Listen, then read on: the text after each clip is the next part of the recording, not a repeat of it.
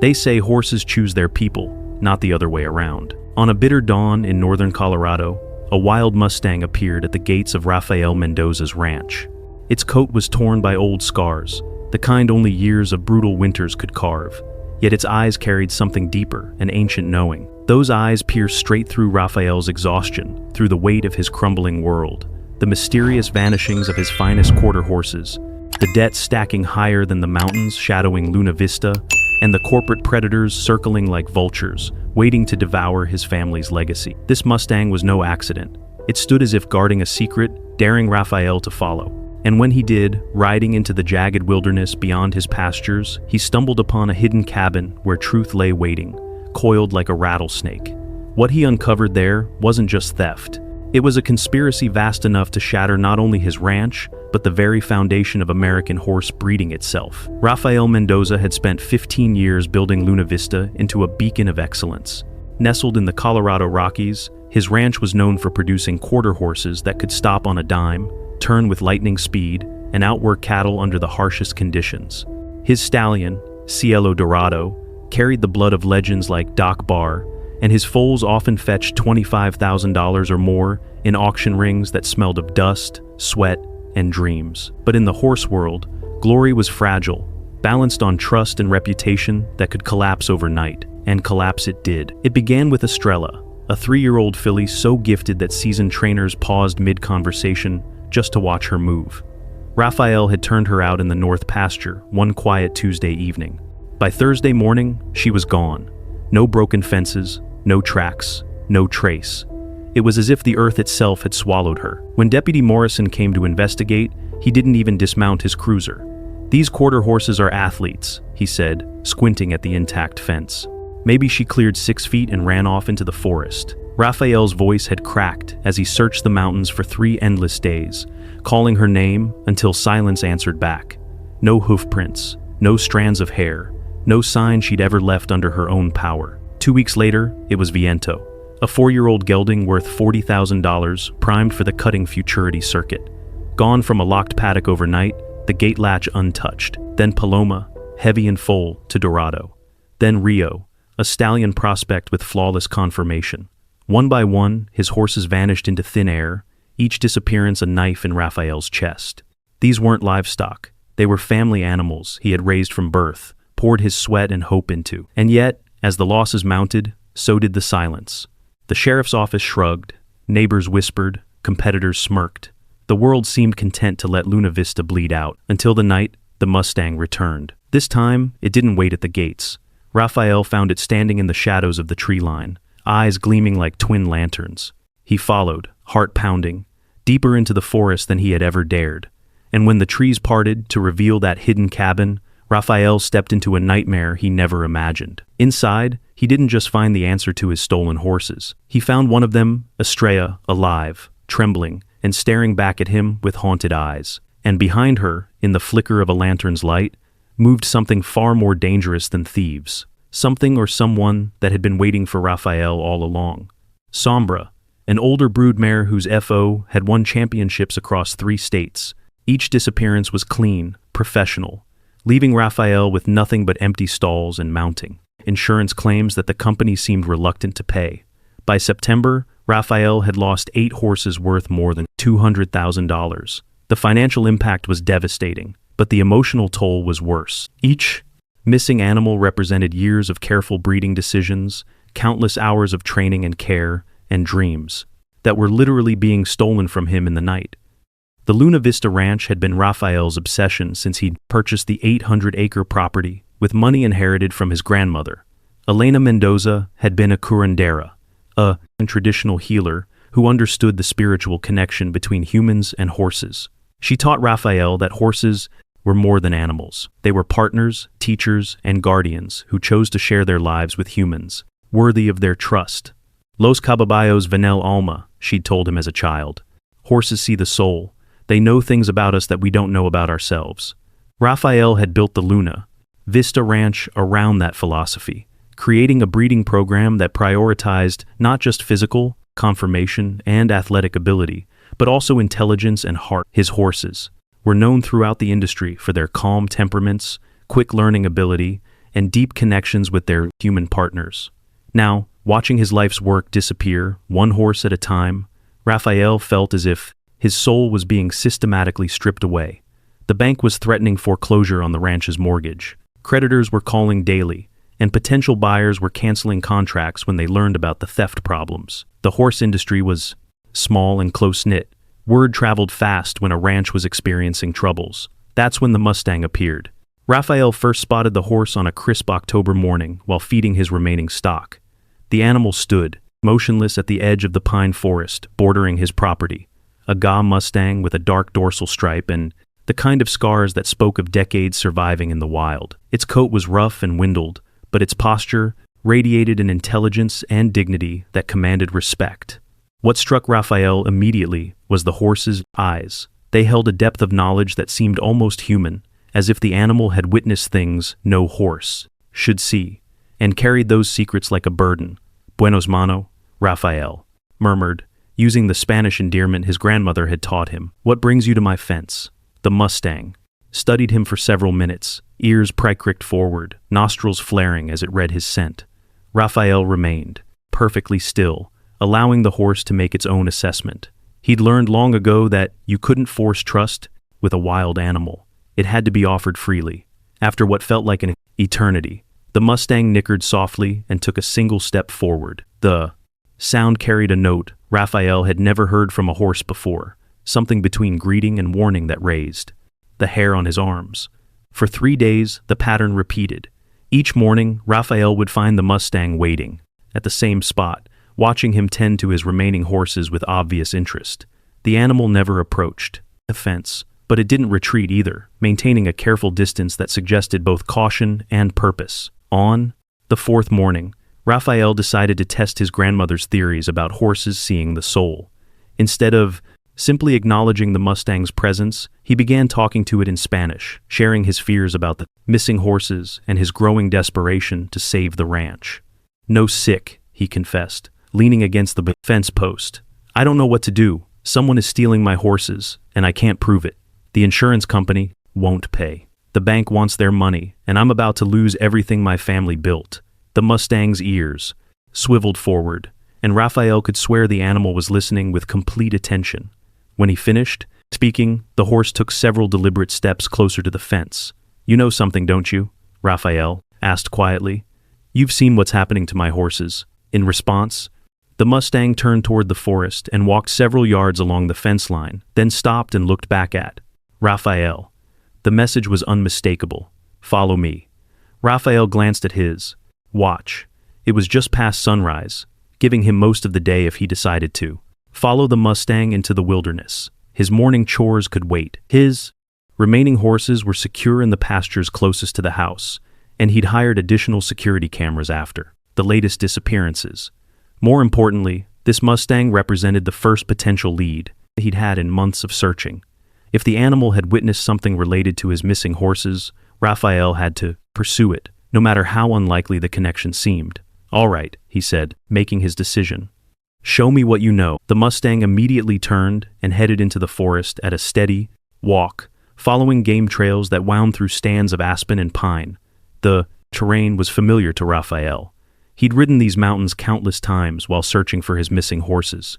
But the Mustang chose routes he'd never noticed, paths that seemed to follow the natural contours of the land with an efficiency born of generations of wild horse wisdom. As they climbed higher, Raphael realized they were heading toward a section of his property he rarely visited. The northeastern corner of the Luna Vista Ranch extended in heavily forested foothills that were too steep for horse pastures and too remote for training facilities.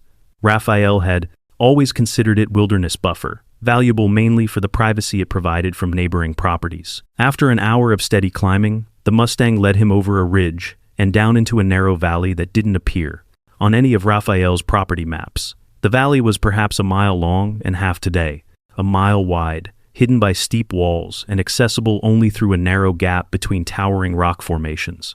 What immediately caught Raphael's attention was the quality of the grass. While the surrounding mountains showed the brown dormcancy of autumn, this valley remained green and lush, suggesting careful irrigation and management. Someone had been improving this land, turning it from wild mountain meadow into something approaching cultivated pasture. Near the center of the valley, Raphael could make out the rectangular shapes of temporary corral and what appeared to be loading facilities. The structures were built from portable panels that could be quickly assembled and disassembled, leaving minimal trace of their existence. The Mustang led him closer, and Raphael's heart began pounding as he realized what he was seeing. This was a customs holding facility for stolen horses, a place where animals could be kept temporarily while paperwork was forged and transportation arranged. The setup was sophisticated and professional, designed to handle dozens of horses while remaining virtually invisible from the air or ground. At the far end of the valley, partially hidden by a grove of pine trees, sat a cabin built from local stone and timber.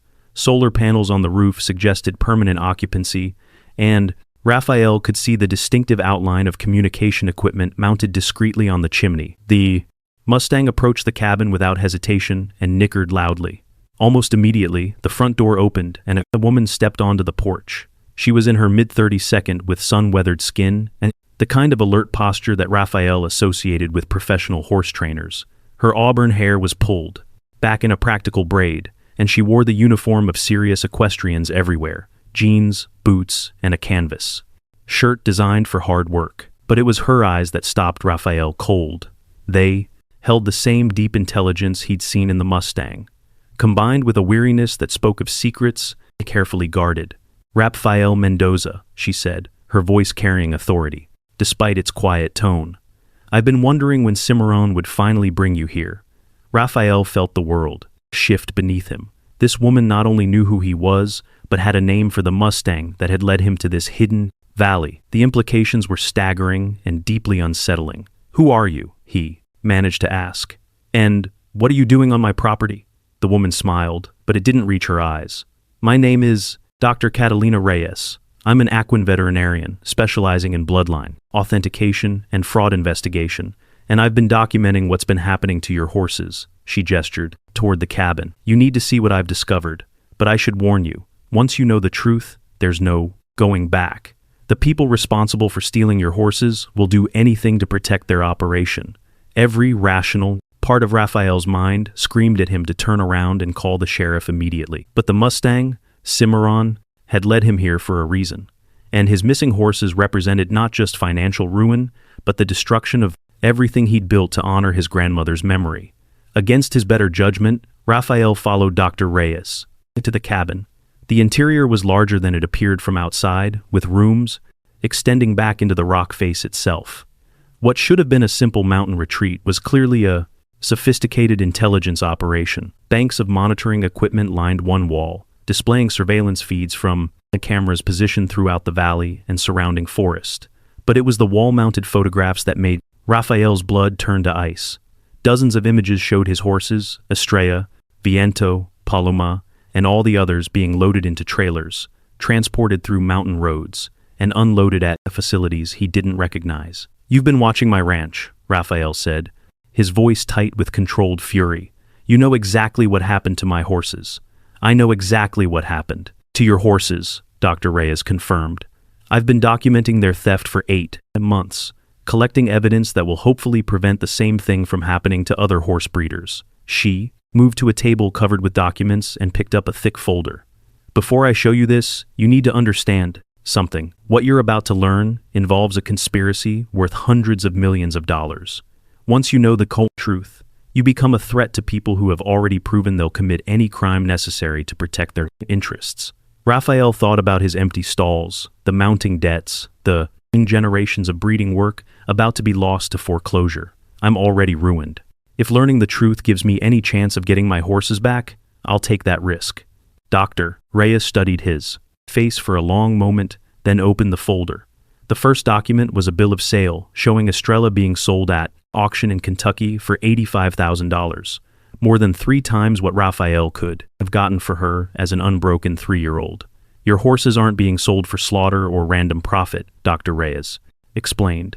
"They're being stolen specifically for their bloodlines and then sold into elite breeding programs, using forged registration papers." She spread out additional documents showing a complex network of fraudulent sales, involving some of the most prestigious names in the quarter horse industry. Raphael's horses were appearing at auctions across the country with falsified pedigrees that dramatically increased their value. "Someone has been systematically targeting small breeders with exceptional bloodlines, Dr. Reyes continued. They steal the horses, forge new registration papers with enhanced pedigrees, then sell them to buyers who don't ask too many questions about provenance. Raphael studied the paperwork, noting the sophisticated forgeries that would be nearly impossible to detect without genetic testing.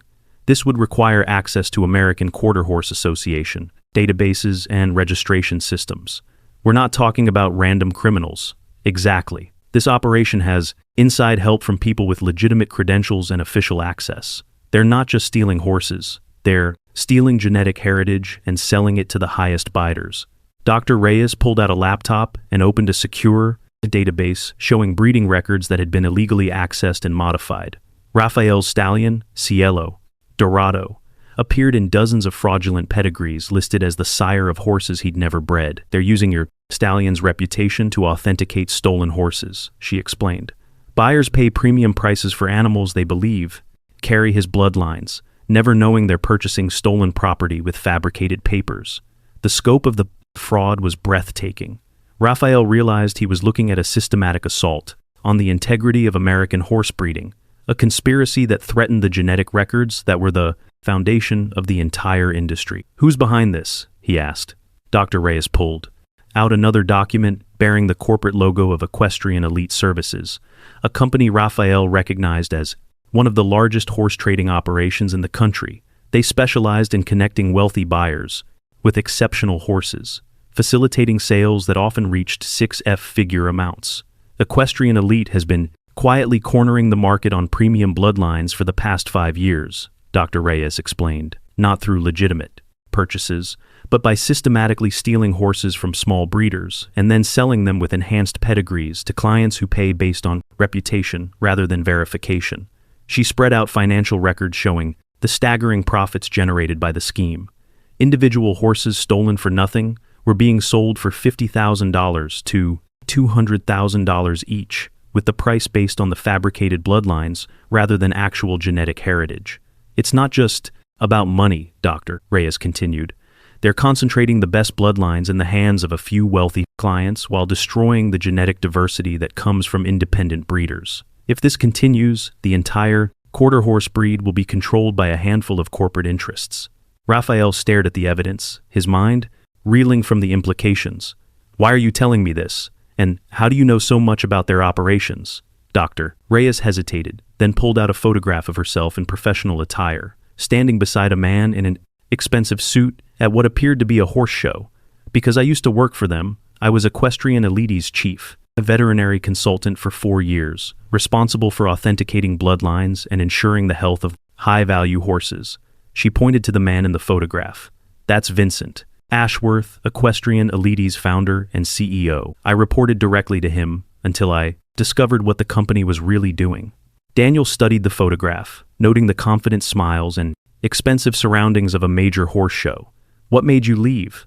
I was conducting routine genetic testing on a group of horses Equestrian Elite claimed to have purchased from a ranch in Texas. The DNA results showed that 3 of the animals were actually stolen from different breeders across the West. Dr. Ray has moved to another computer and pulled up genetic test results. When I tried to report the discrepancies to Ashworth, he explained that sometimes paperwork gets confused in private sales and that my job was to focus on health issues rather than pedigree, authentication. But you kept investigating. I couldn't ignore what I'd found. Those horses had been stolen from families like yours, people who'd spent decades building bloodlines and suddenly lost everything. So I started documenting the fraud on my own time. She pressed play on a recording device, and Raphael heard a conversation between 2 men discussing horse theft with clinical detachment. They talked about acquisition targets and pedigree enhancement as if they were discussing legitimate business strategies. That's Ashworth's voice, Doctor, Reyes explained. The other man is Marcus Webb, the field supervisor who oversees the actual theft operations. I recorded this conversation 6 months ago during a meeting at Equestrian Elite's headquarters in Denver. Raphael listened to the men discuss his ranch, specifically identifying which horses had the most valuable bloodlines and planning the timing of their theft to avoid detection. The casual cruelty of their discussion made his stomach turn. They've been watching my operation for over a year, he realized. studying my breeding program, identifying my most valuable horses. Every move you make is monitored, Dr. Reyes confirmed. They know your daily routines, your security measures, your financial situation. The thefts are timed to cause maximum damage as to your ability to stay in business. She pulled out surveillance photos showing Raphael's daily activities around the ranch, some taken with telephoto lenses from considerable distances. The level of surveillance was both professional and deeply invasive. Why haven't you taken this to law enforcement, Dr. Reyes laughed bitterly. I tried. The FBI's white-collar crime division told me they'd investigate, but nothing came of it. 2 weeks later, I was fired from my position and threatened with legal action if I disclosed proprietary information. She showed him legal documents detailing harassment and intimidation tactics that had forced her into hiding. Equestrian elite had connections throughout law enforcement and the horse industry. They employ former federal agents, donate to political campaigns, and have legitimate business relationships that provide cover for criminal activities. Raphael felt the walls closing in around him. If Dr. Reyes was right, he was fighting not just criminals, but an entire system corrupted by money and influence. So, what's your plan? He asked. Why are you hiding in my mountains documenting crimes you can't prosecute? Dr. Reyes smiled for the first time since he'd arrived. Because I'm not working alone anymore. The horse theft operation has expanded beyond what equestrian elite can control, and they've started making mistakes. Other breeders have been asking questions, sharing information, connecting dots. She opened a laptop showing a secure communication platform with dozens of active users across multiple states.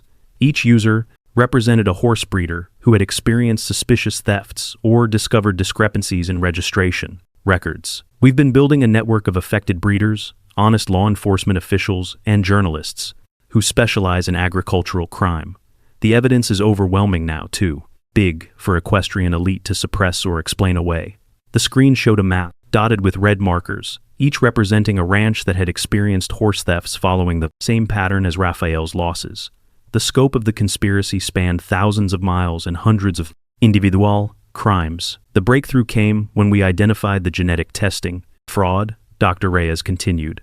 Equestrian elite thought they were being clever by using legitimate DNA labs to create a false authentication, but that created a paper trail we could follow. She pulled up laboratory records showing systematic falsification of genetic tests with results altered to match fabricated pedigrees rather than actual bloodlines. The evidence was damning and impossible to explain away as simple mistakes. We've been gathering evidence for months, building a case that law enforcement can't ignore. But we needed one final piece of proof: current documentation of an active theft operation. Raphael realized why Simon had led him here. You need someone to witness them stealing horses in real time. Tonight, Dr. Ray has confirmed. Marcus Webb and his crew are planning to steal your remaining breeding stock. All of it. Cielo Dorado, your brood mares, even the yearlings. They want to clear your ranch completely before you can take any legal action. The news hit Raphael like a physical blow. Losing his remaining horses would mean the complete destruction of 15 years of breeding work, and the end of his family's connection to the land. How do you know this? Dr. Reyes gestured toward the surveillance equipment. We've been monitoring their communications for weeks. Tonight's operation is designed to be their biggest score yet. They plan to steal horses worth over $300,000 in a single night. She showed him intercepted messages detailing the theft plan, including routes through his property and timing designed to avoid his security cameras. The level of detailed planning was both impressive and terrifying. But this time, we'll be ready for them, Dr. Reyes continued. Every theft will be recorded, from multiple angles with GPS tracking and real-time documentation. The evidence will be uploaded simultaneously to journalists, law enforcement agencies, and horse industry publications. Raphael stared at the surveillance setup, realizing he was looking at the stuff, most sophisticated anti-theft operation he'd ever seen. What do you need from me? Your testimony as the actual owner of the stolen horses, your credibility as a respected breeder, and your willingness to face the consequences of exposing people with unlimited resources and no moral boundaries. Dr. Reyes pulled out a prepared media package that would expose the entire conspiracy to international scrutiny. Once this story breaks, your life will never be the same. Equestrian elite will come after you with everything they have. Lawsuits, intimidation, character assassination. Are you prepared for that? Raphael thought about his grandmother's words about horses seeing the soul. Maybe Cimarron had led him here, not just to save his horses, but to save the entire integrity of horse breeding in America. What's the alternative? He asked. Let them steal everything I've worked for and move on to destroy other breeders. Watch the industry I love get corrupted beyond recognition. Dr. Reyes nodded approvingly. That's what I was hoping you'd say. Because stopping equestrian elite isn't just about your horses. It's about preserving the genetic heritage of American quarter horses for future generations. As the sun began to set over the hidden valley, Raphael made his decision. Outside, Cimarron stood watching the cabin with alert intelligence, ready to sound the alarm when the horse thieves began their final assault on the Luna Vista Ranch. The battle for the soul of American horse breeding was about to begin, and Raphael Mendoza would be on at the front lines, fighting not just for his horses, but for every independent breeder who refused to surrender their dreams to corporate greed. The night would reveal whether the bond between horses and the people who truly understand them could triumph over the forces trying to reduce these magnificent animals to mere commodities in a criminal enterprise. As darkness settled over the Colorado mountains, Dr. Reyes led Raphael to a concealed observation post overlooking the valley's entrance. The night vision equipment revealed every detail of the terrain below, while sensitive microphones captured sounds from miles away. Cimarron positioned himself nearby, ears constantly swiving as he monitored the approaches with supernatural awareness. They'll come from the south, Dr. Reyes whispered, checking her equipment one final time. Webb always uses the same route through the national forest to avoid your security cameras. Raphael's hands shook as he adjusted the high-definition camera Dr. Reyes had given him. In a few hours, he would watch criminals steal the last of his life's work, but this time, their crimes would be documented with crystal clarity.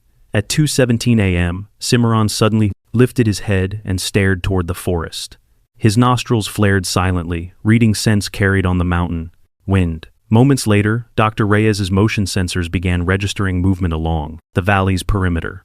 Here they come, she breathed. Through the night vision scopes, Raphael watched a convoy of vehicles navigate the treacherous mountain roads with their headlights extinguished.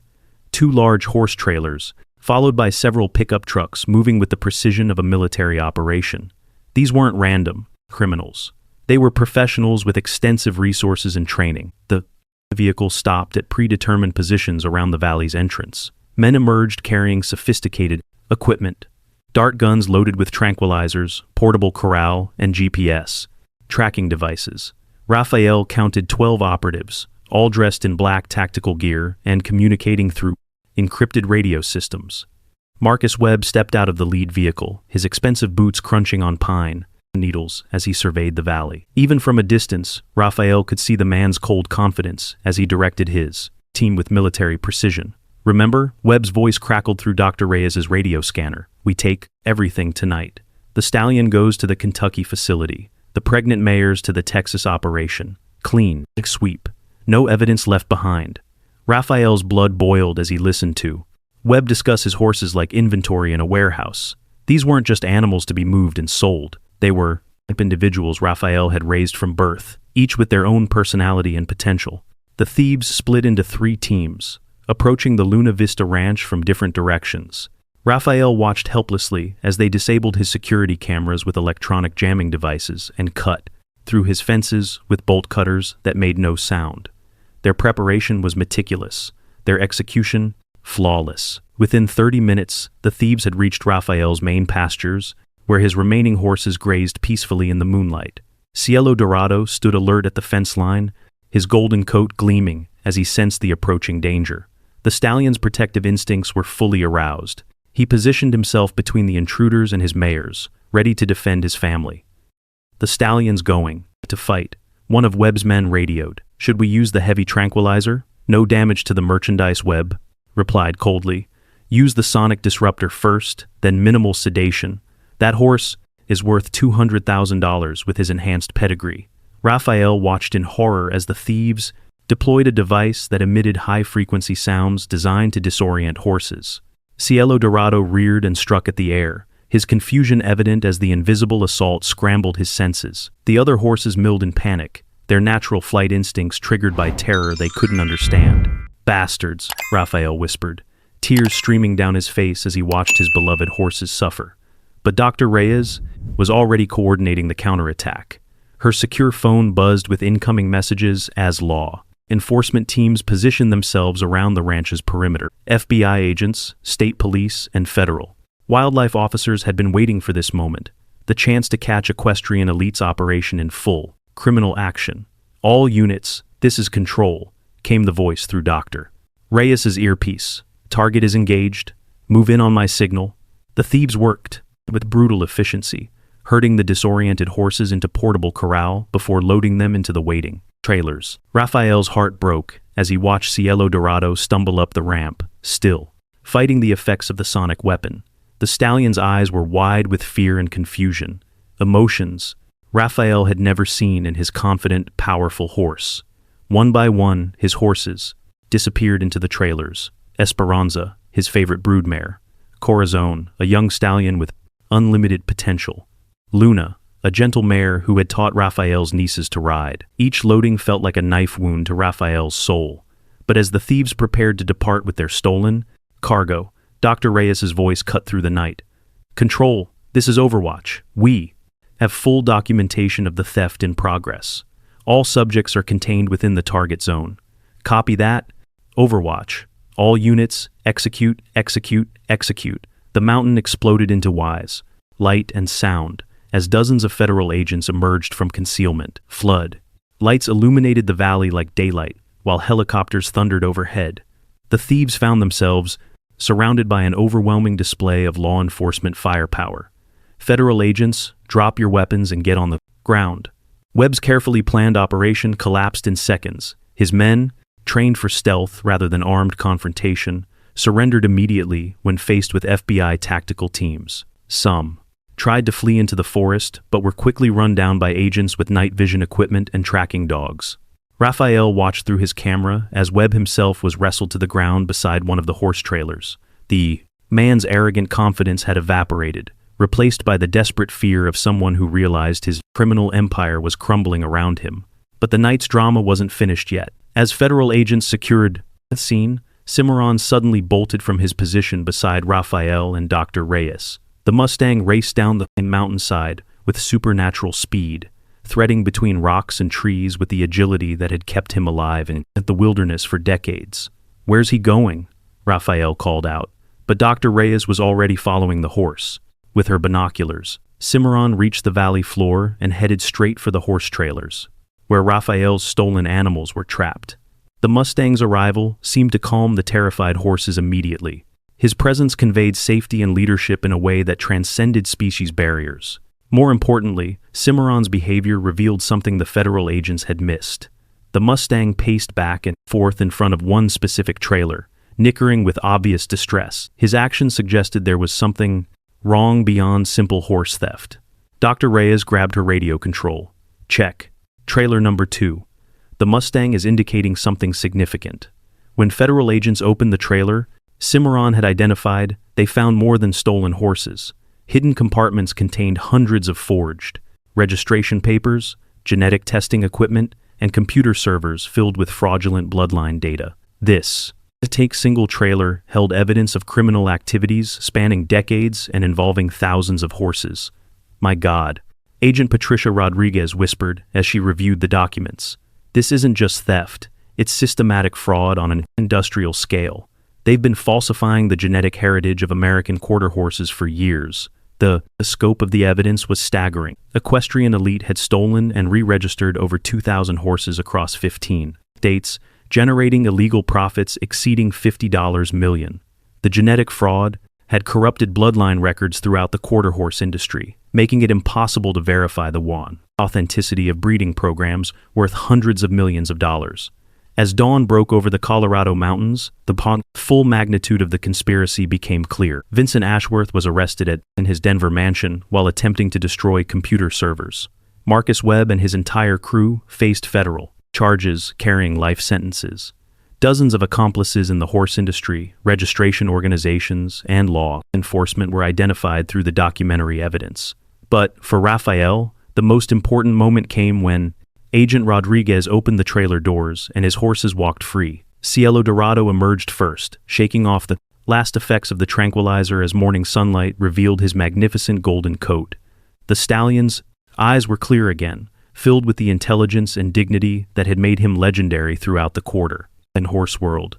When he saw Raphael approaching, Cielo Dorado nickered with pure joy and trotted over to press his forehead against his owner's chest. "I'm so sorry this happened to you," Raphael whispered, tears streaming down his face as he embraced the horse.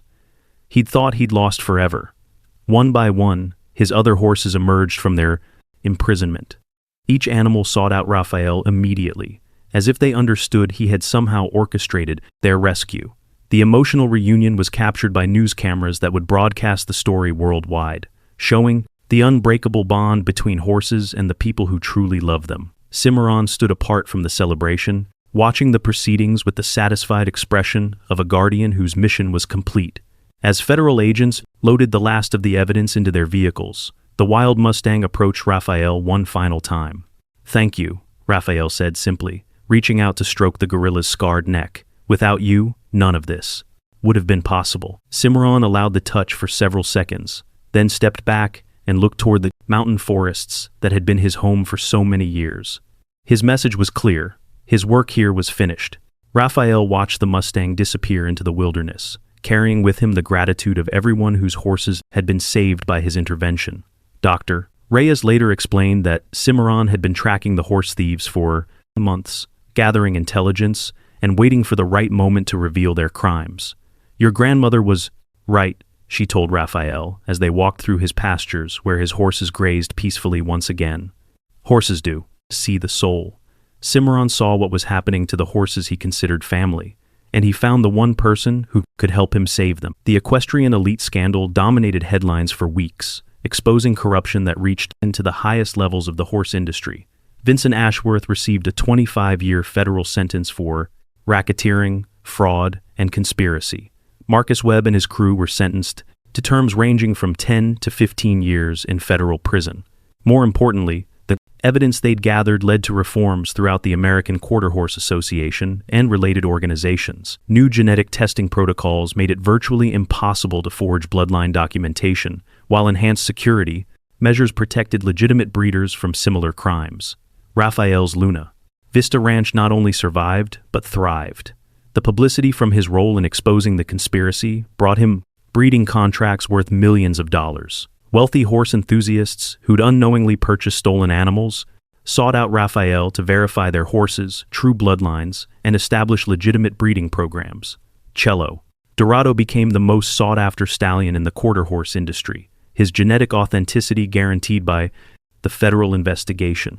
Raphael was able to pay off all his debts, expand his facilities, and establish a scholarship program for young horse enthusiasts who couldn't afford traditional training. But the most meaningful change was intangible.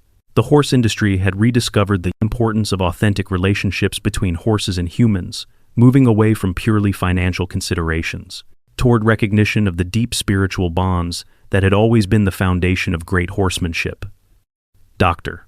Catalina Reyes founded the Equine Heritage Foundation, a sanctuary of science and soul dedicated to preserving the genetic truth of America's horses. Her groundbreaking studies with Cimarron filled journals around the world, proof that wild Mustangs carried not just strength, but memory, intelligence, and an almost spiritual awareness. At Luna Vista, life slowly rebuilt itself. Ranch hands sometimes whispered of a silhouette at dawn, a lone Mustang watching from the tree line, his silver scars glinting in the light.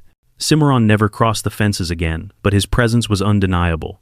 He had chosen his duty, and it was not to be broken. On Raphael's desk stood a single photograph, Cimarron leading him through the wilderness that night when everything changed.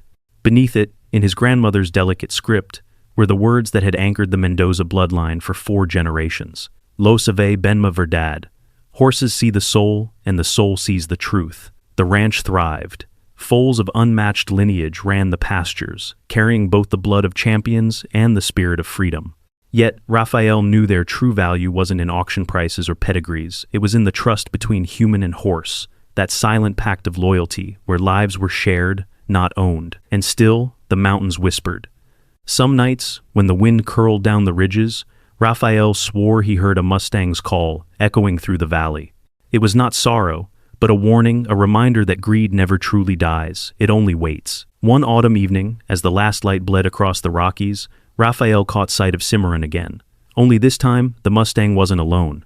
Standing beside him in the tree line was a young filly, wild-eyed, flame-marked, her gaze locked on the ranch below as if a new guardian had been chosen, and the story was far from over. The legacy of the Mustang who led a desperate rancher to truth became legend, carried in whispers across the horse world. It taught that courage, loyalty, and love can triumph over corruption, yet also warned that the fight to protect what is pure must never rest. So, when visitors came to Luna Vista, Raphael would smile and say, "Cimarron didn't just save my ranch. He reminded us that the soul of horse breeding, of humanity itself, belongs to those willing to defend it, no matter the cost." And in the hush that followed, you could almost believe the mountains were listening.